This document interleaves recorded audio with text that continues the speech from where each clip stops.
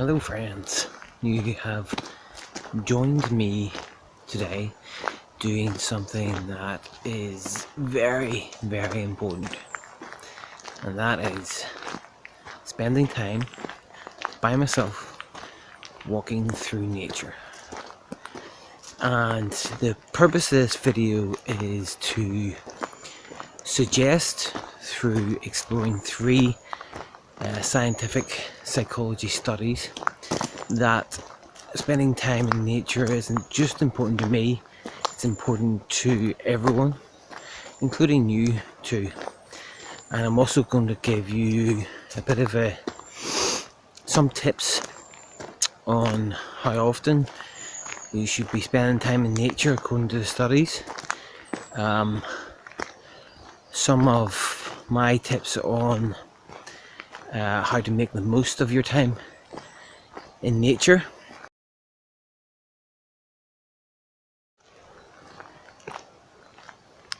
Spending time in nature is super important to me. It helps me de-stress, and that's true, but it's much more than that. I gain a sense of calm and peace that is qualitatively different than any other calm and peace that I find in life. It makes me feel connected to something bigger than myself in a very real way. I guess I feel like I belong in nature more than I do in an office or built up town or a city. I just feel more right and more me. And now the science has caught up and has been able to show that it's very important for our mental health, our emotional well-being, and it is a deep, deep source of meaning for us. And I'm going to go through three studies which really describe that and show it off.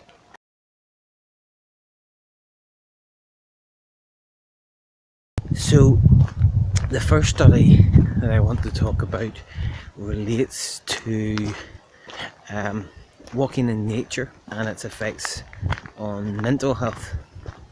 Now, the name of the study is the Walks for Work Programme, assessing the role of the natural environment in a workplace physical activity intervention, by Brown, Barton, Pretty and Gladwell.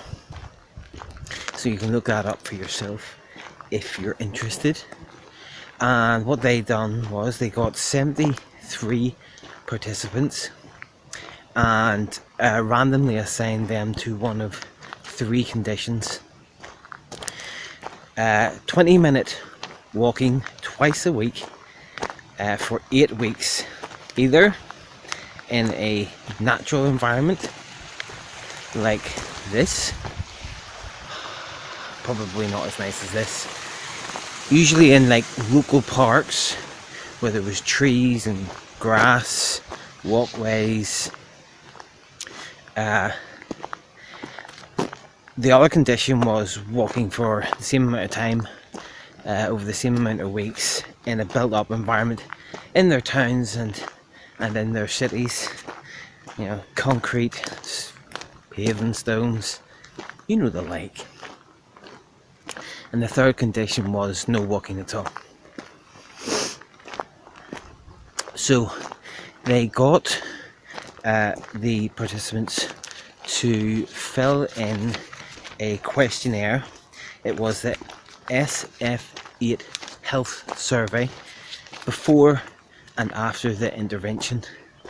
Now, I've had a look at the SF8 health survey quite a bit, and it's short. It is short, and it measures self-perceptions of mental and physical health, not any like biological markers or whatever. It's not very rigorous, but I mean, it's a fairly decent indicator of how people feel about their health. So, after the 8 weeks, they gave them this SF8 health survey again, and they found that there was no improvement in self-perceived physical health after the 8 weeks in any of the conditions. So, take home story there is, if you're looking to improve your physical health, you're going to have to get off your butt more than twice a week for 20 minutes. However, in self-perceived mental health, there was a significant difference among the groups. The only group that showed a significant increase in their self-perception of their own mental health was the walking in nature group. Even though they had both done the same amount of physical exercise, it was only those who had been in nature who had a benefit to their mental health.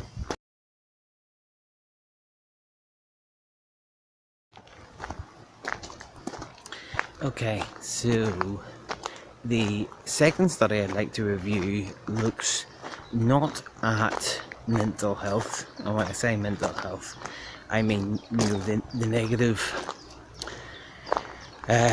side of mental health, the low mood, depression, anxiety, that sort of thing. Instead, this study looks at the flip side of that and looks at positive well-being, happiness, joy, feeling of calm and serenity, that sort of thing. And this study is a study which looked at a range of different activities that you can do in nature and any potential differences for your well-being between them. It was called Green Exercise in the UK. Effects on health and psychological well-being and implications for policy and planning. None of these study titles are very catchy, are they? It's by Pretty, Peacock, Hine, Sellens, South and Griffin. Now, what this study done was to follow participants' sense of well-being as they participate in a range of outdoor activities.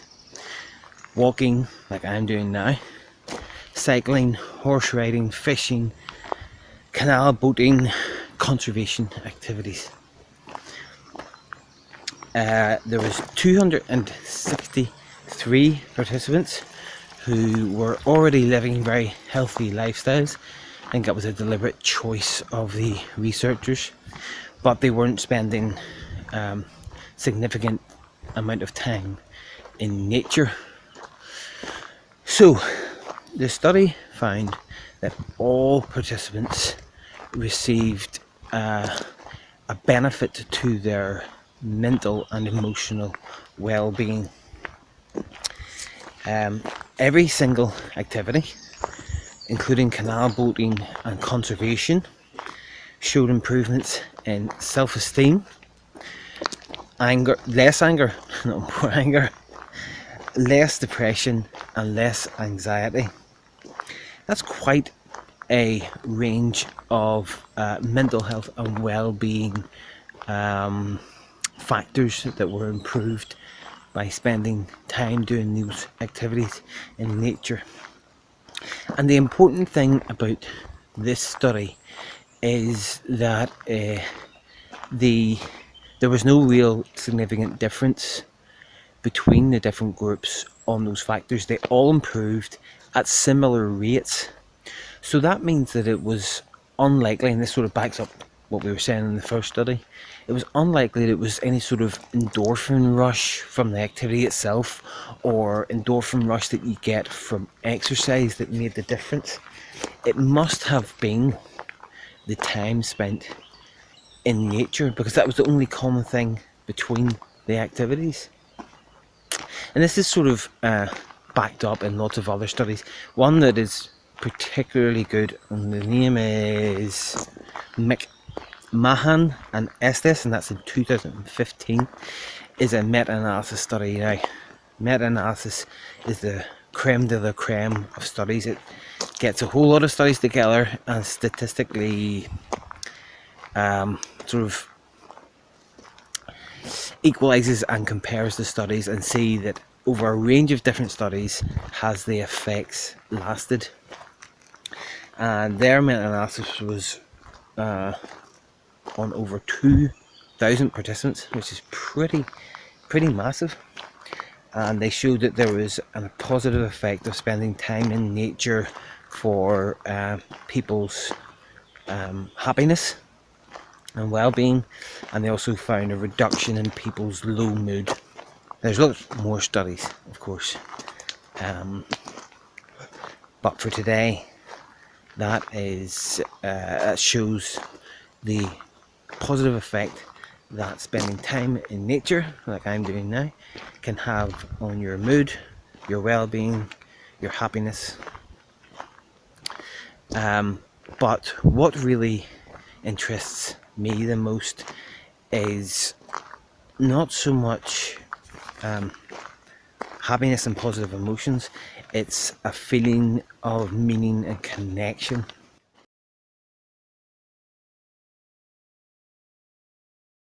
And the next study that I want to talk about is my favourite of them all, which to some of you who know me, certainly whenever I was researching at Queen's and lecturing and stuff, you might be surprised about, because it's a qualitative study. But it is one of those rare studies that is not only interesting but beautiful to read. Like, you really enjoy reading it. And even though I use scientific studies a lot in my work, I can't pretend that I always love reading them. They can be a bit of a slog sometimes. This study is called A Qualitative Exploration of the Wilderness Experience as a Source of Spiritual Inspiration. Even the title's quite nice, isn't it? It's by a very well-known researcher, Fredrickson and Anderson. What they done was they followed two groups of women who were undertaking wilderness retreats in North America, and they followed them along on those retreats, got them to keep diaries of their experience and their feelings and their thoughts, and done some interview studies afterwards. Now, forgive me if I read a reasonable amount of this straight from the sheet, but it's a qualitative study, so I want to make sure that I get the quotes right. And honestly, these women sum it up better than I can, so I want to make sure that I do it justice and tell you what they have actually said. So there was quite a raft of qualitative findings from this study, but I want to just cover three of my favourite, and that is that the woman's time in nature was important and significant to them because of the non-competitive atmosphere, number one, being in touch with the wild, number two, and finding periods of solitude, all of which strike a chord with me.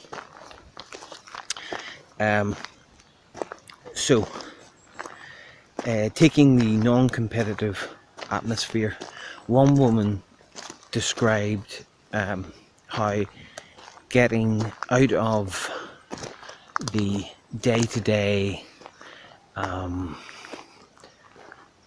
competition in office with other women, with other executives at her level,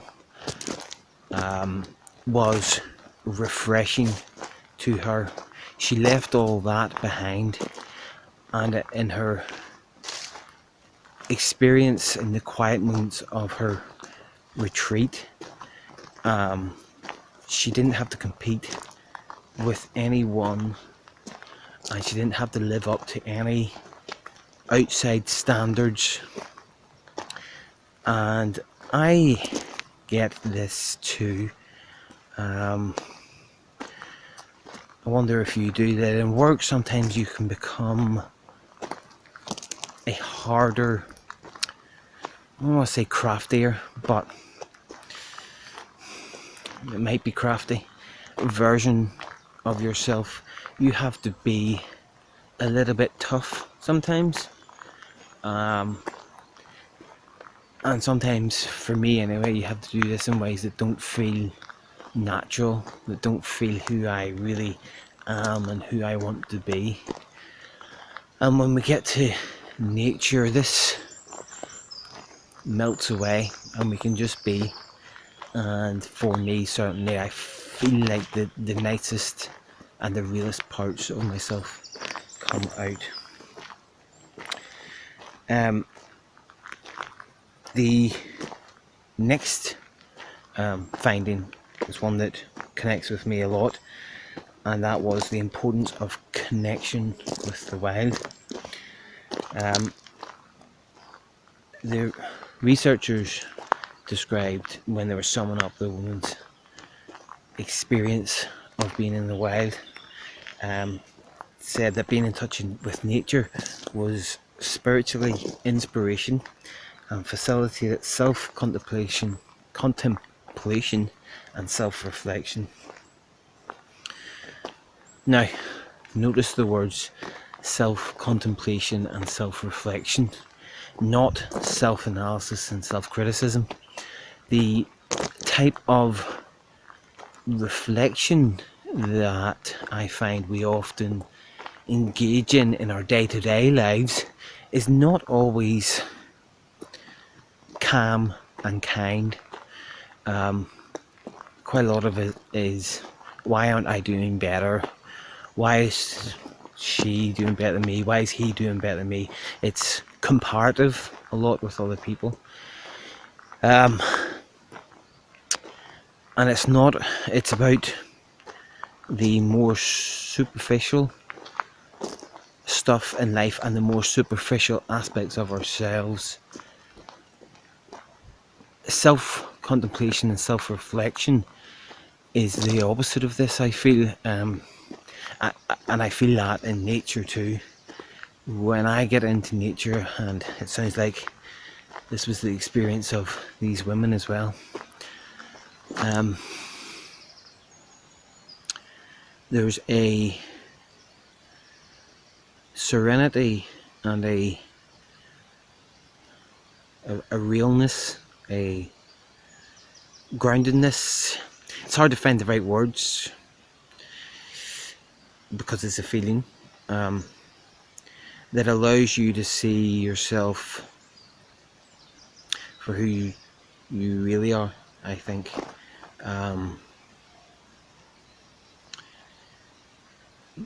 Mostly the good portions of yourself, but also sometimes, when you're out here, you reflect on how you have acted that maybe isn't the way you wanted to have acted. But it's not in an oh, that's not very good line, is it? It's not in an unproductive, self-bashing way that often doesn't lead to self-improvement.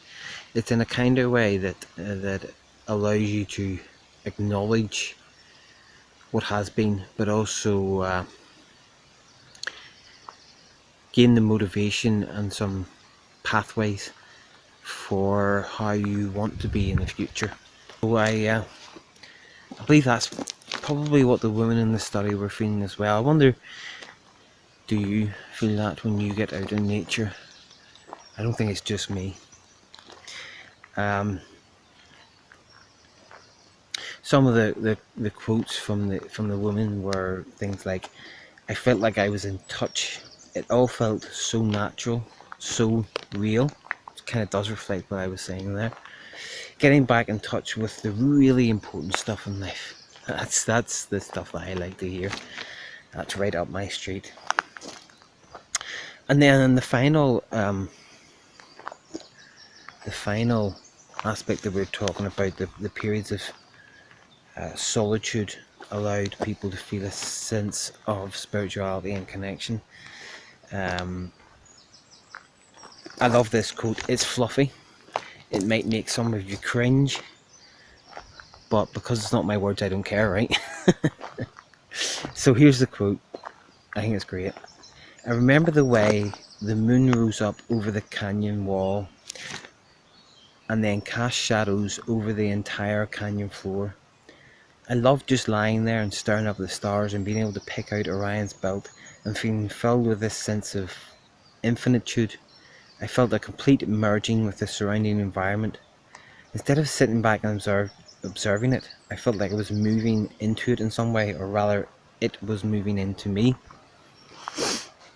And that's not my words. That's a quote from one of the women who went on those wilderness retreats, talking about her sense of connection with, well, everything really, nature, and how that was spiritually significant. I think that sounds pretty awesome. So yes, I was talking about solitude. Now, this is one where I feel like I disagree slightly with what the research paper was saying. For the research paper, the benefit of solitude was to promote or to allow people to ask those bigger questions in life. But I kind of feel like that's what a connection to the wild and spirituality does. The type of solitude that I want to talk about is real solitude. And what I mean by real solitude is not just being in a place like this and it promoting a calmer way of thinking and analysing your life or reflecting on your life. I mean even solitude from reflecting and thinking. There's two things that are important. This is very general. There's two things that are important to every human, and that is doing things, including thinking, but also just being. And that's something we don't get enough time. Just being, not thinking, not analysing, not comparing, judging, worrying, living in the future, living in the past. Just being right here, right now, and that just being great. I mean, look at these flowers. Can you see that, or is the light absolute crap? You know? That's another aspect of nature that is important to me. It promotes and helps me to just let go and not do anything. Just be. And I think the research also shows that is very important to your well-being. The ability to just turn off and just be yourself. Not think about being yourself, but just be yourself.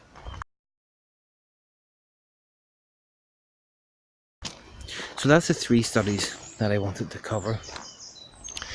And now I just want to say a couple of things to give you a few tips on how to integrate these findings into your own life. So, study number 1 showed the importance of regular but brief forays into nature. So I would recommend that, I think everyone should walk if they can. So if you can, I think the recommendation for health is to walk 20 minutes or 30 minutes 3 times a week.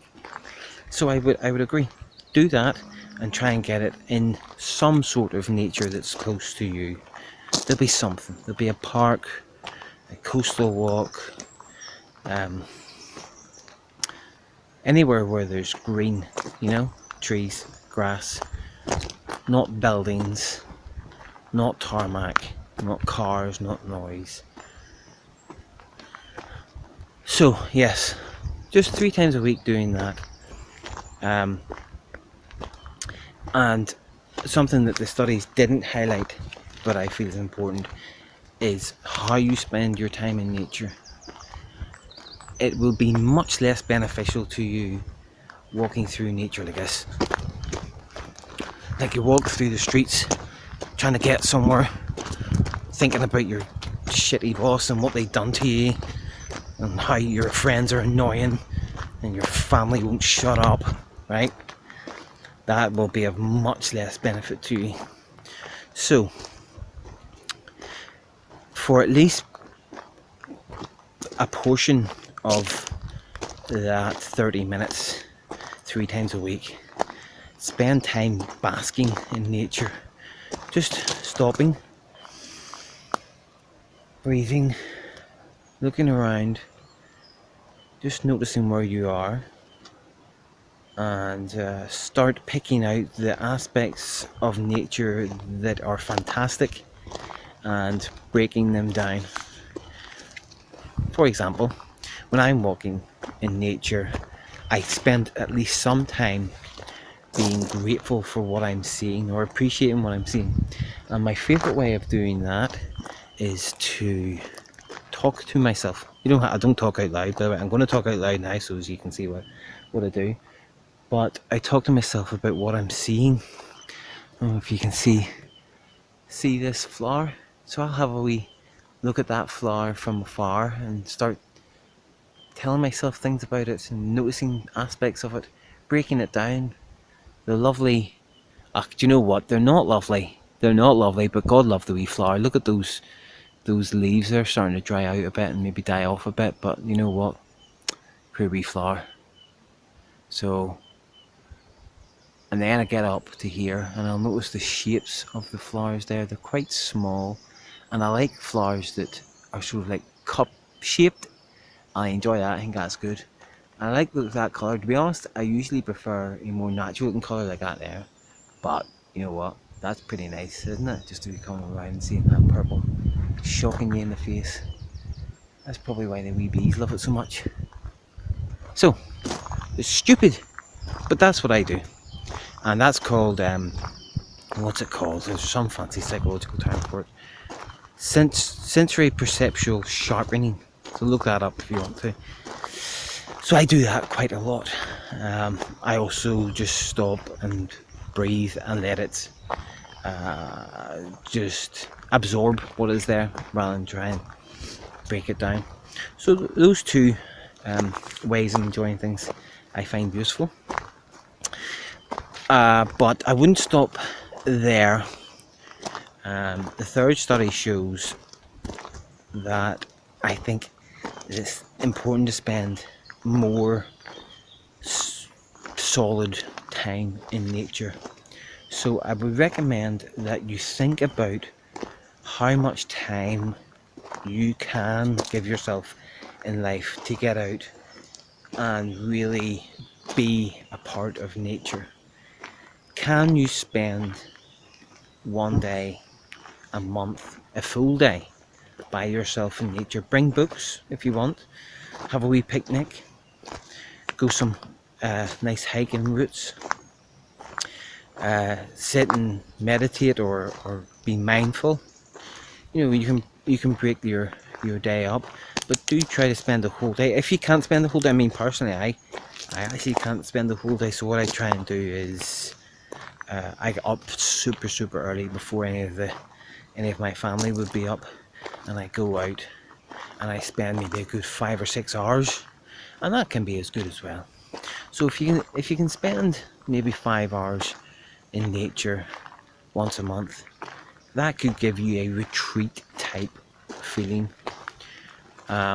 If you can do more solid time than that, once every 2-3 months, maybe even twice a year, where you can actually go out and spend a whole day in nature, and maybe even find a little cabin or a cottage or something where you can stay overnight by yourself. That solid period of self-reflection can be very refreshing, and can put you back into alignment with who you truly are. That's quite a wonderful experience if you can do that. So those are my 2 recommendations. Spend some time in nature every week, a little bit, and then try and find a bigger sort of retreat to nature. Some time for that. It's important, and you're worth it, and you come back refreshed and ready to go again in your work and with your family. So it's good for them too. Well, I'm going to go and spend the rest of my time enjoying this lovely walk in the forest, getting back.